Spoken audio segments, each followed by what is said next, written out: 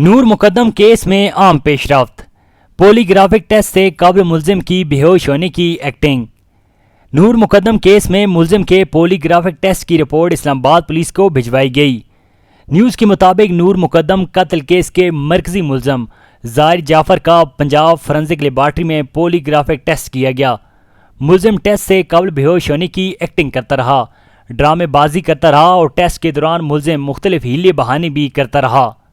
ज़ाहिर जाफर का polygraphic test science lab के माहिरीन ने किया। टेस्ट में ज़ाहिर जाफर से 20 सवालों के जवाब लिए गए। मुल्जिम के पॉलीग्राफिक टेस्ट की रिपोर्ट इस्लामाबाद पुलिस को भिजवाई गई और मुल्जिम के जिस्मानी रिमांड में 2 रोज़ की तोसी कर दी गई। नाजरीन, कमेंट में इस वीडियो के मुतालिक अपने फीडबैक से ज़रूर आगाह कीजिएगा।